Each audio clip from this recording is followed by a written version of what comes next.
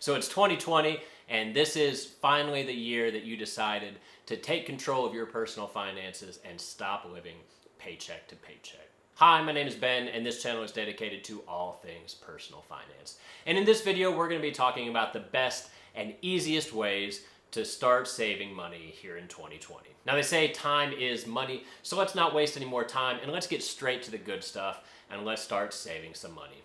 Now if I had one tip or one trick, one particular item that I could really stress to you that if this is the only thing that you remember in the entire video, it's going to be a success story for you.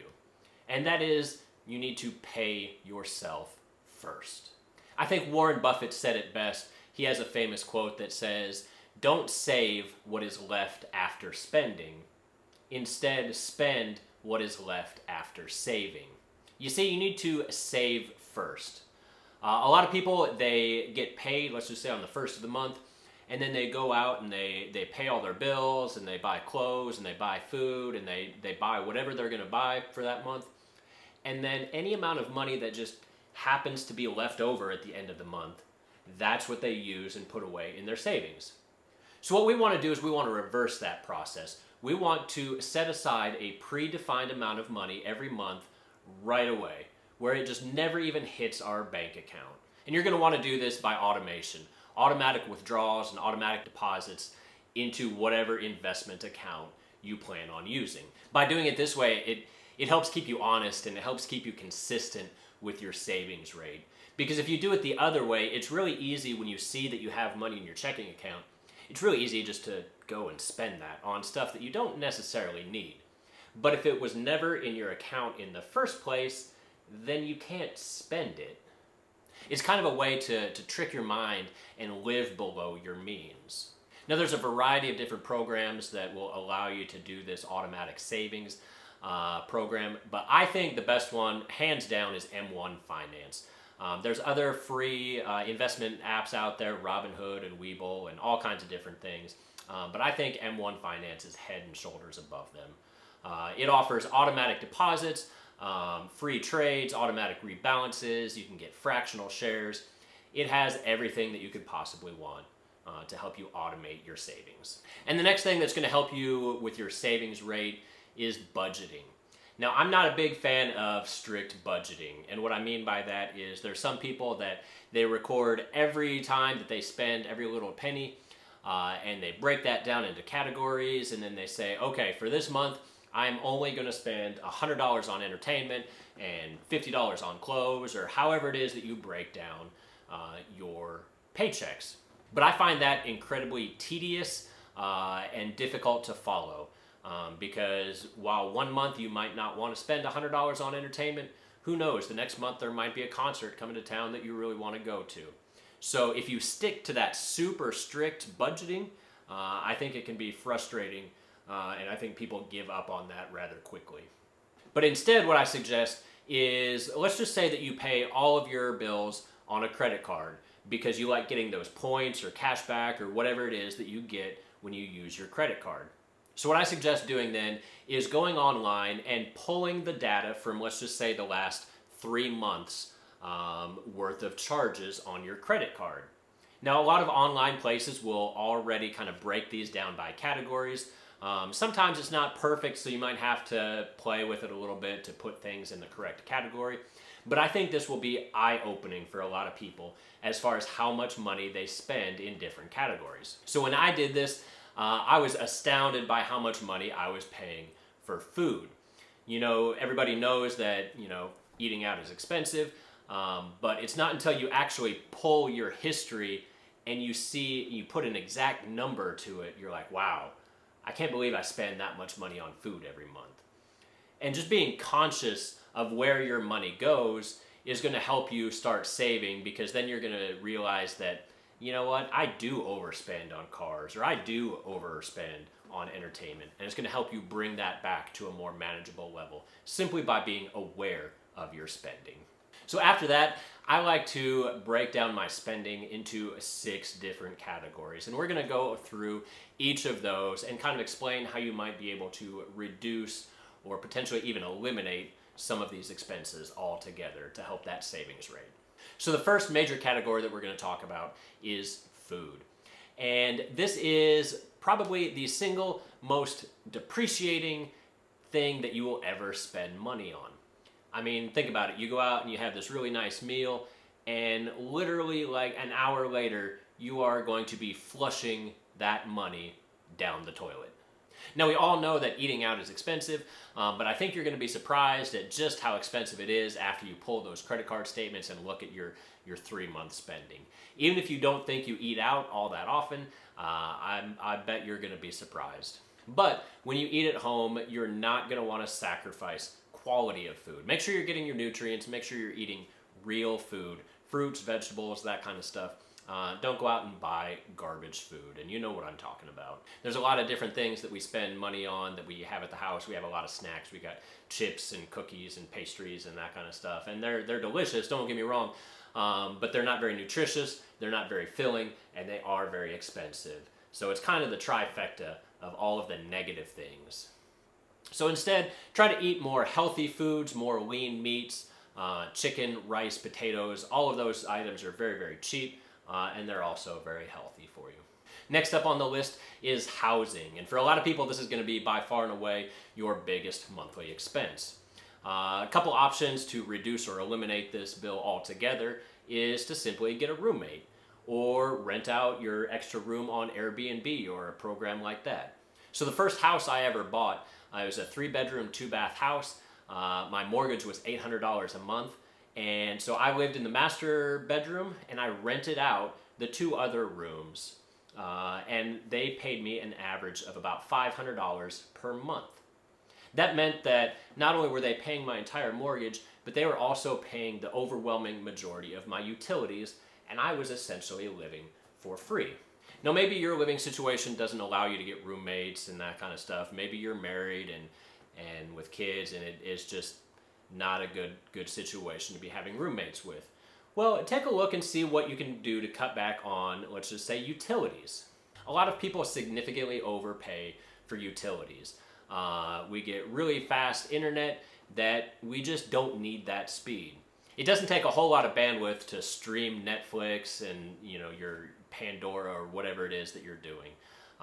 And yet we pay for 50 or 100 or 200 megabytes per second of internet.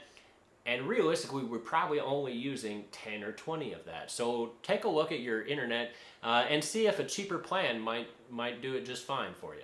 Now, depending on where you live, you might have multiple different companies that can provide your electricity for you, or they will provide your waste management systems for you. So a lot of times people don't go shopping around, and so kind of the big name, the popular one in town, they keep on increasing their prices incrementally over the years, and before you know it, their price is 3 times higher than the competitor's price. So do a little bit of shopping around and see what kind of options there are as far as utilities. Transportation. Now this is a big one. In fact, the Bureau of Labor and Statistics estimates that your average American spends $9,000 per year on transportation. And this just blew my mind because that just seemed like an obscene amount of money.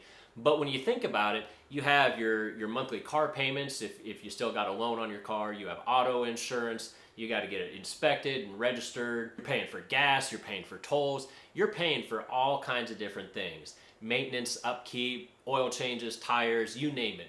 Owning a car is expensive and it eats away at your money nickel and dime at a time.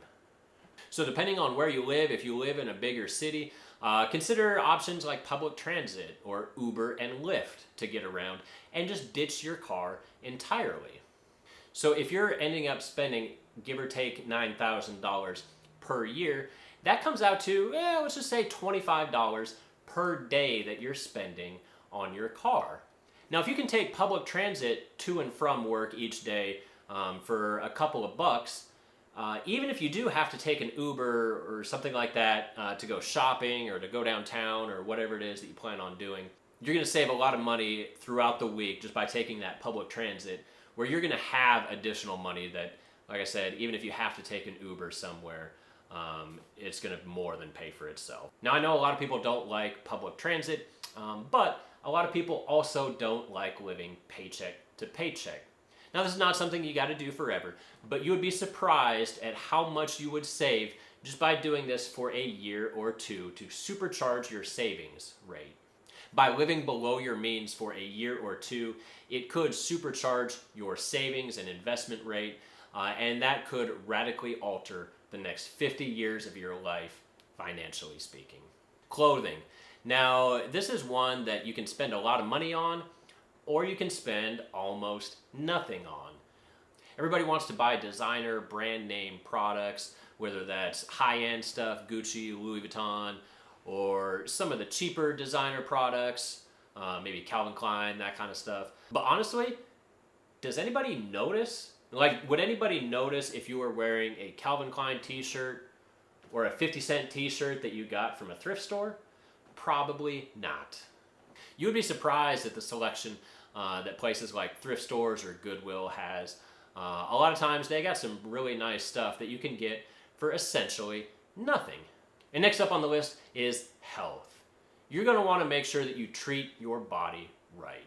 You're going to want to do this by eating the right foods and making sure you're setting aside time every week to exercise. Now, you may not see immediate financial results by being a little bit more healthy, but over the long run, 20, 30, 40 years down the road, that wear and tear of you destroying your body every day is going to eventually take its toll on you, and your long-term medical costs are going to be astronomical. So make sure you're eating good foods, make sure you're getting those chickens and brown rice in there, and make sure you're working out as well. I know a lot of people don't necessarily like working out. Maybe it's inconvenient to them, or they just don't enjoy doing it. But I would highly recommend setting up a home gym instead of actually paying for a gym membership. Because by setting up something at your house, it's much more convenient to do it at that spur of the moment time where you have a few extra minutes and you're feeling super motivated, instead of getting in your car, driving halfway across town, and by the time you get there, that motivation is gone. Additionally, a lot of gyms are rather expensive. A lot of the places in my area cost about $60 a month. You might find something more expensive or cheaper depending on where you're at. But $60 a month, that's $720 per year that you're going to be spending on a gym. Now, you can buy some really nice equipment for $720 a year and put that in your house. Get a couple of kettlebells, get a bench press machine or whatever it is that you want to use, and you would be surprised at how far that money can go, especially if you're buying secondhand. Products are resold on Craigslist all the time, so go check that out. You can get some really good bargains there. And our last topic on the list is entertainment expenses. So instead of going out to that really expensive concert that's just coming to town, a lot of bigger cities have an online newsletter or flyer of events that are happening this weekend. And a lot of times they have a way to sort that for free events, whether that's an art walk, a gallery, an outdoor concert, whatever it is. Check that out. I really like that kind of stuff because it gets me out and about and gets me doing things that I otherwise wouldn't do. And that's just a lot of fun because a lot of times we get set in our routines, and so just being able to spice it up and do something different with your weekend is often a lot of fun. But if you do plan on going to that concert or that sporting event or whatever it is that you're planning on doing, be sure to hop on something like Groupon first.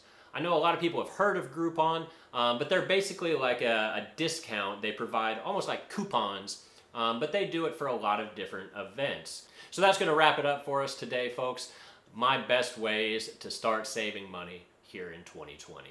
If you have other great options for saving money, be sure to leave a comment down below so that other people can get your good ideas as well. And as always, if you found this video useful, be sure to subscribe. I have new videos every week. Thanks, and I'll see you all again real soon.